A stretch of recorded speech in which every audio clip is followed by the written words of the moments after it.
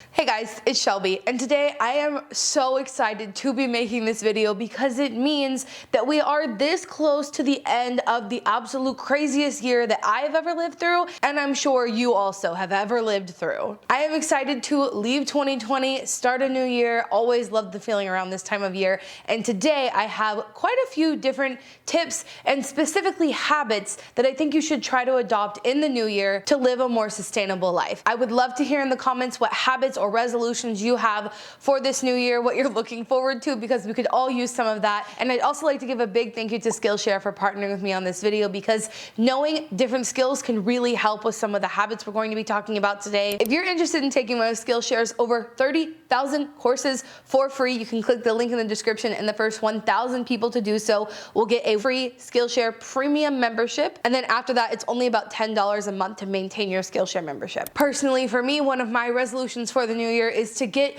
better at life balance, work-life balance. So I'm currently taking a course on Skillshare all about productivity by Thomas Frank, and I'm going to be talking to you more about that later on in the video. But let's go ahead and jump into all of the tips and habits that I have for this video.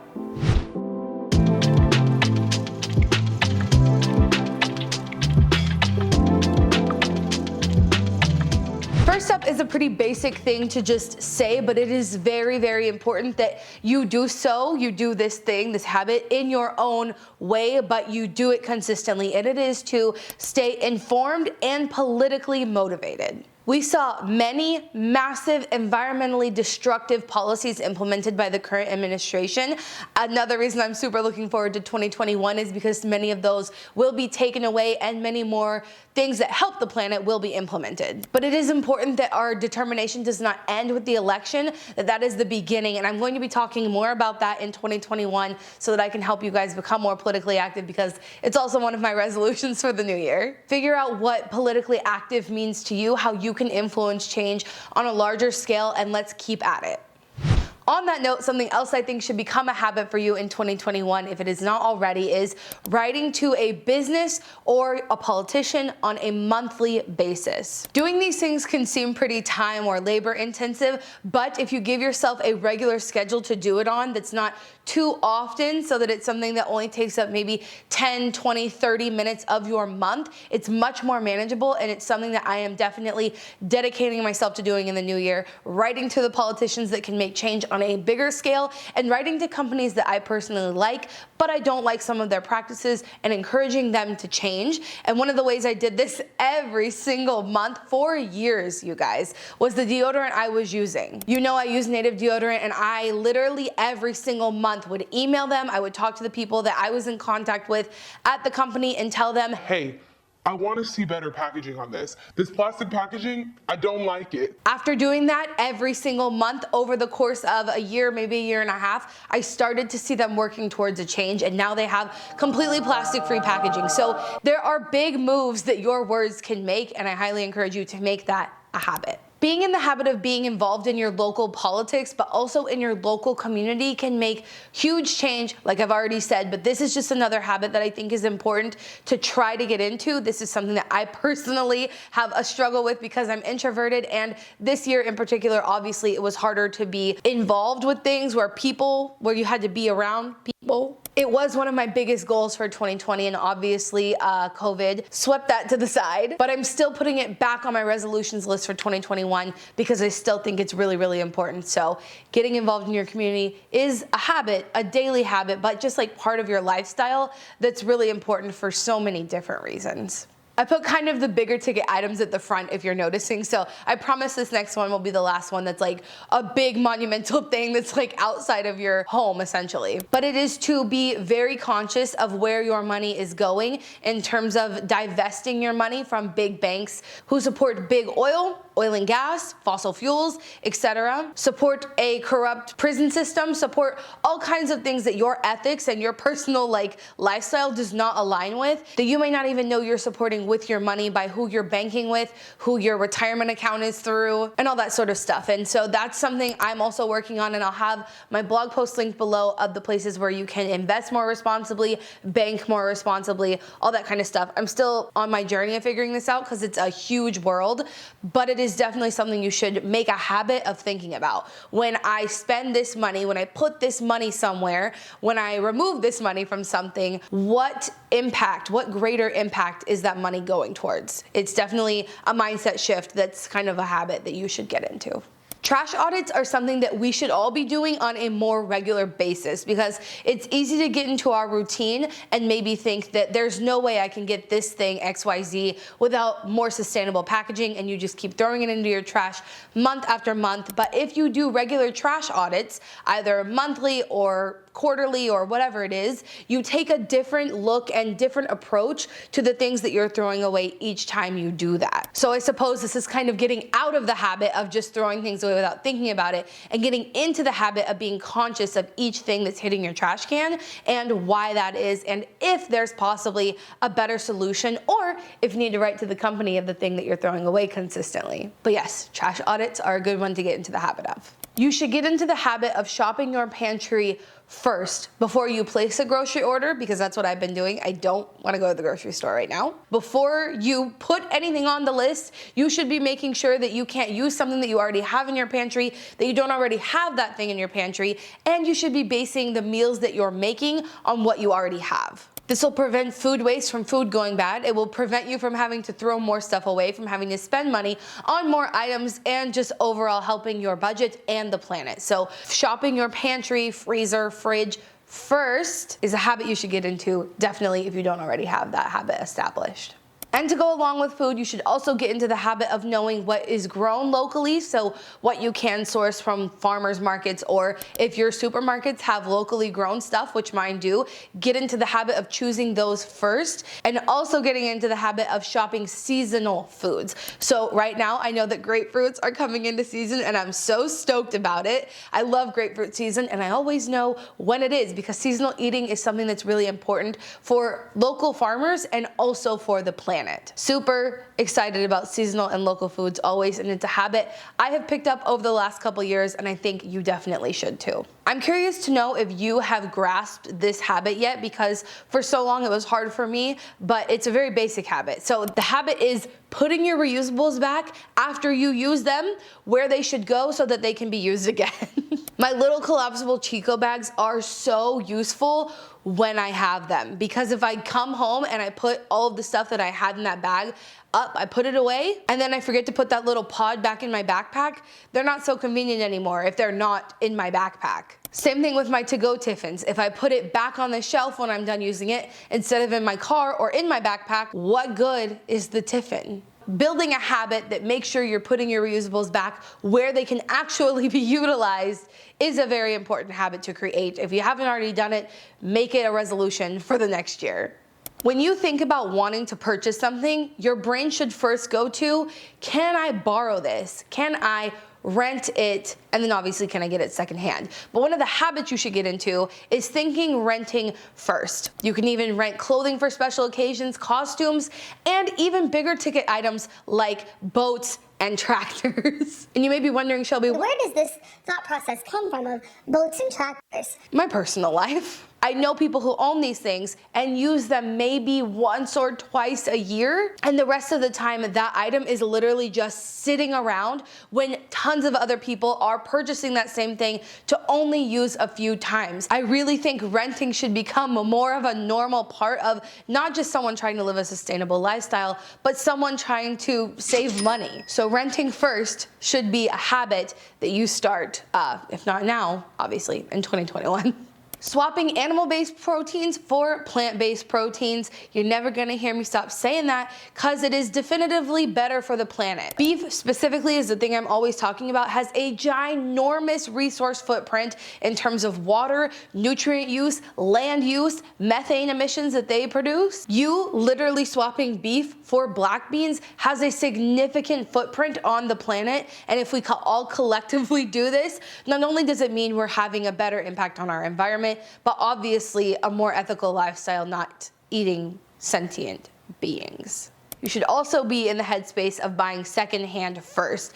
Anything that you ever need, aside from food and body care products, but anything else, you should be in the headspace of trying to purchase that thing secondhand first. Now, this doesn't mean that I never buy anything that's not secondhand, but it means that anytime something comes up in my life that I need or want, I try to find it secondhand before I purchase it new. Not only does this save me money, but it also stops something from going to the landfill and stops you from purchasing something new and creating a demand for new products to be created, hence having their own environmental footprint to be created through the mining and manufacturing of new items.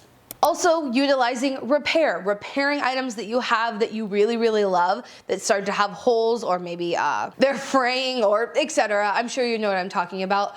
This is something that I'm not super good at, but it is something that I think about very often and try to do as often as I can. So getting into the habit of repairing is definitely a plus, and you can use Skillshare to learn about how to do so. They have a ton of courses over there on that. I have no high horse to stand on here and preach to you about growing your own food, because I've had some disasters recently. If you follow me on Instagram, you would have seen this. But attempting to grow your own food is definitely a habit, a lifestyle choice, a tip that you should start to try to take on in 2021 if you haven't already. So without going too deep into it, I've killed multiple plants in my outdoor garden, and I now have an indoor garden, which is very exciting. I'm growing a ton of food indoors, and it's not taking up hardly any space. I don't have to have the perfect lighting or the perfect water setup or the perfect temperatures outside. Pretty much any of us could grow something in our homes, and it's going to have a better impact on the planet, and also just teach you where your food comes from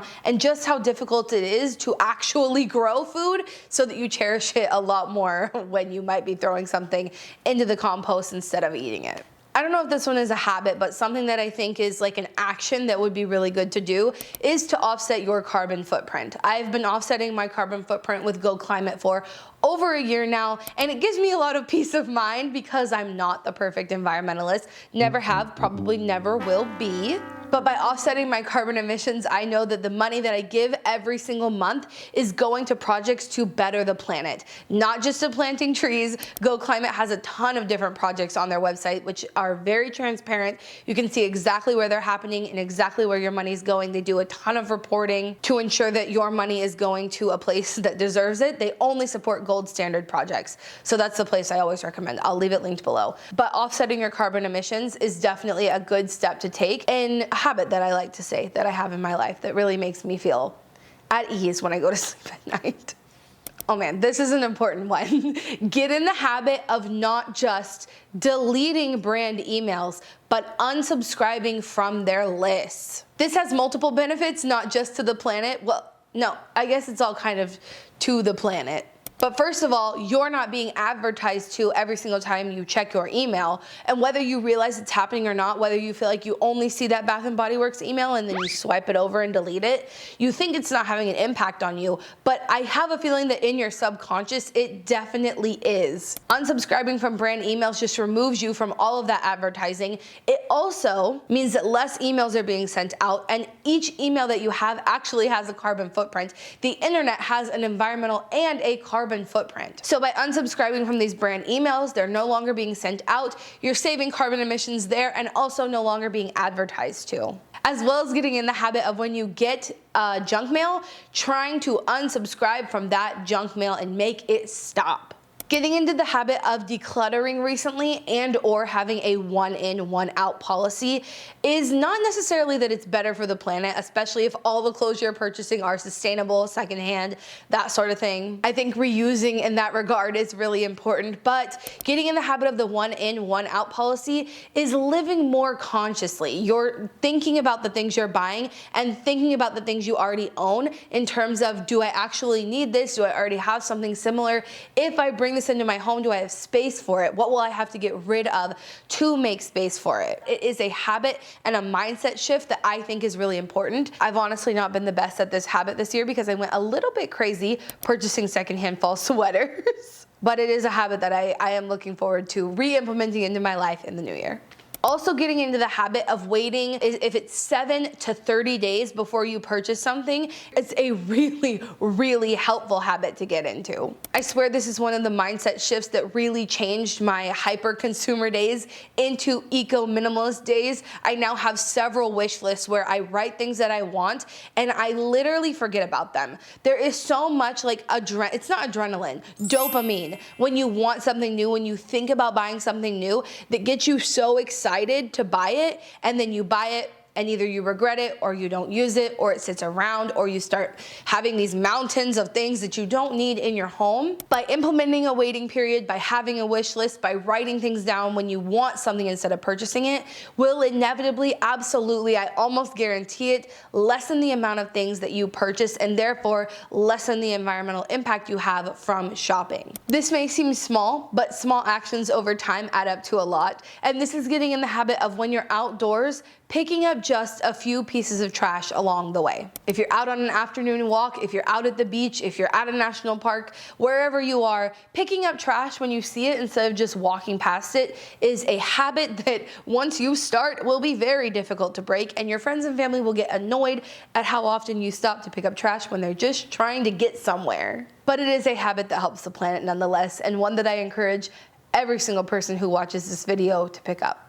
Like I said, I'd love to know in the comments what habits you're looking to pick up in 2021, resolutions you have, and also if you were able to meet any of your goals or resolutions in 2020, because all of the ones I had kind of just didn't work out. Let me know in the comments if your resolutions worked out for 2020. I'd also love to hear that. And another huge thank you to Skillshare for partnering with me on this video. Like I said, if you want to get your free trial of Skillshare's premium membership, there's a link in the description for the first 1,000 of you to click. You get it for free. And then after that, Skillshare's memberships are only about $10 a month, and you get access to over 30,000 courses that can teach you nearly anything, probably a course on all of the things that we talked about today individually, you can find on Skillshare. So if you're uncertain about what's next, creative challenges and productivity classes can be a great way to help you structure your time and set achievable goals, which is why I'm taking the Productivity Masterclass, Create a Custom System That Works by Thomas Frank on Skillshare. Like I said, I did not meet all of my goals in 2020, so I'm hoping that taking these productivity courses on Skillshare will help me meet those goals in the new year. And I'm just about to go on break for this holiday season to enjoy some downtime, but I still enjoy taking courses in my downtime. I'm one of those people. I don't really like to be bored during my breaks. So whether you're looking to fend off boredom, focus on self-care through creativity, or join a similarly creative community, Skillshare is the place to keep you learning. Definitely click the link in the description if you're interested in getting a free premium membership to Skillshare. And remember, until next time, you cannot do all the good that the world needs, but the world needs all the good that you can do. Bye, guys.